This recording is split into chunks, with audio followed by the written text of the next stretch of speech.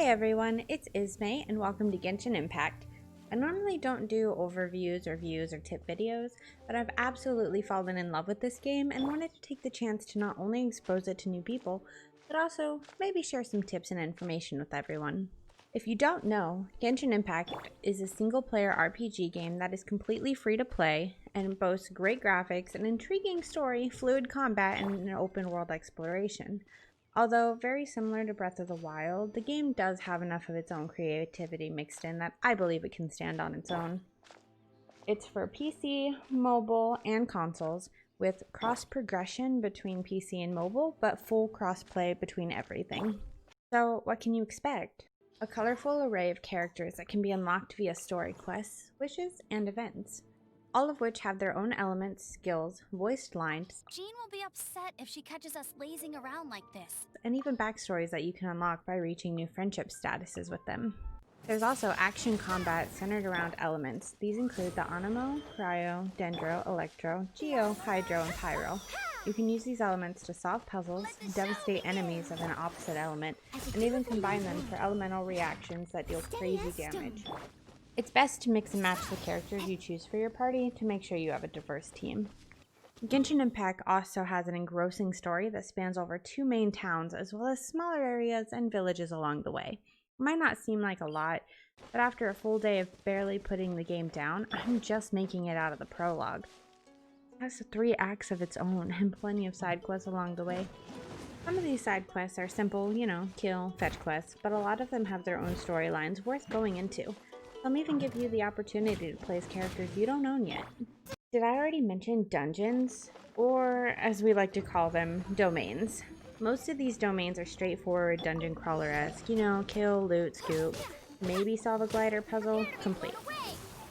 But, however, there are special cases like the Spiral Abyss, which you unlock at Adventurer Rank 20, and it's a special challenge that resets monthly. The goal is to get deeper and deeper and collect rewards along the way. How far can you go?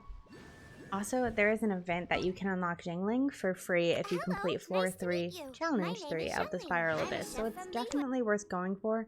Not only is she cute, but she's pretty powerful. Once you hit Adventurer Rank 16, you'll unlock Co-op mode, and as long as you're in the same regional server, you can join your friends across any platform.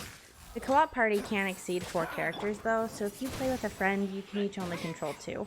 And if 4 of you get together, everyone gets 1. But you can swap out your character at will.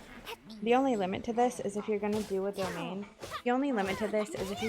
domain. With friends, they are limit locked to unique characters. So basically everyone just can't rush in as Amber. When you play with friends, you'll be able to hunt monsters, do bosses, do abyssal domains, and even conquer leyline outcrops. However, you will need your own original resins because it is individual reward based. You'll also be able to do your commission dailies together. However, you will not be able to do story quests, use shops, or fight the Spiral Abyss in someone else's world. You also can't make offerings to their statues or loot their chests. If you've gone a little overboard on your wishing and you end up with way too many characters for your party, then you can always send the extras out to complete expeditions for you. They become available at Adventure Rank 14 and can take anywhere from 4 to 20 hours depending on what you select to complete. The different expeditions result in different rewards, so be sure to check before you send out your characters. You will be able to craft food and potions as you journey around and find ingredients. Food can heal and revive and buff your party, depending on what you decide to cook. Potions also give buffs. When crafting, make sure to take a look at your party to see who would be best suited to make the dish or potion, so that you have a chance to proc bonus, special, and upgraded versions of the crafted item. This works for food and potions. Alright, most important, adventure rank. As you can see, the adventure rank plays into a lot of what you're going to do and what you'll unlock in Genshin Impact. From new features to being able to continue certain quest chains, it's definitely something you'll want to keep up on. What's the best way to do this? I'm glad you asked. Almost everything you do will result in adventure rank experience, opening chests, questing, doing domains, and other odds and ends stuff that the game will mention early on. However, if you want to get through your ranks as quickly as possible, make sure to follow the story and upgrade your statues of the 7. Upgrade materials for these will appear on the minimap as white stars and usually require a jumping or gliding puzzle of sorts, but don't worry, they're not too hard. Max for these statues are 10, and they'll give you adventure experience, max stamina increases, and primo gems too. Win-win. Once you reach adventure rank 7, you will gain access to your adventurer journal. Following along with this, doing your daily commissions and taking care of quests are an amazing way to gain adventure ranks fast. Another way to earn adventurer rank are ley lines and domains, but be sure to pay attention to your original resins as they are limited to passive restoration unless you're willing to pay, and you can't get most of your loot without it, so just do what's best for you. Boosting your rank will unlock features such as new quests, new domains, the battle pass, and world levels. It's definitely one of the core game mechanics, so don't ignore it. As you play, you'll come across plenty of loot and rewards to help you keep your characters in top shape. As a free-to-play player only, in the last day, I've managed to collect multiple characters, get a few to 40 or at least close, and keep them comfortably geared.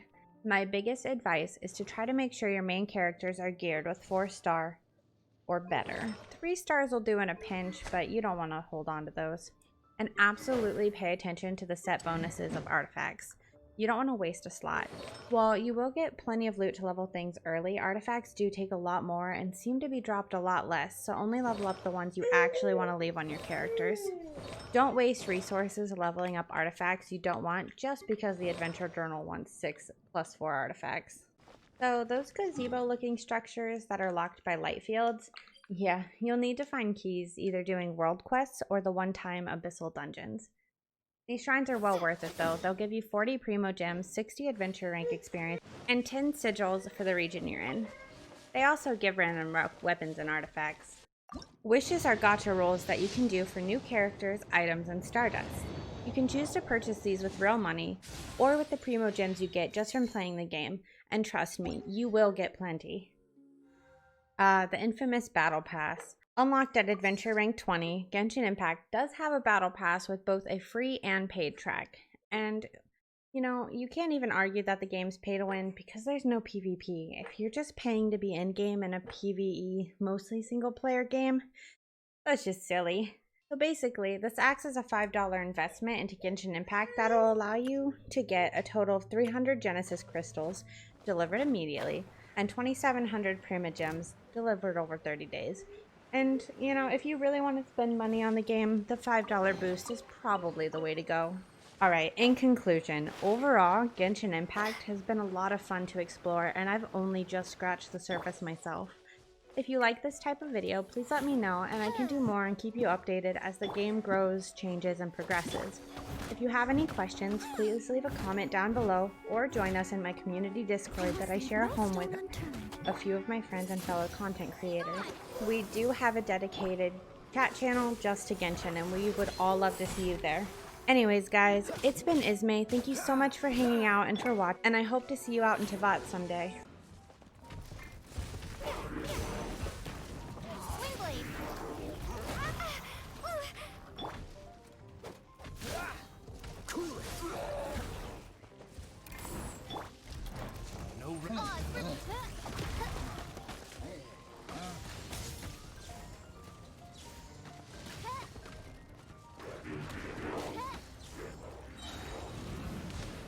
Wings of darkness, come, sever night from day.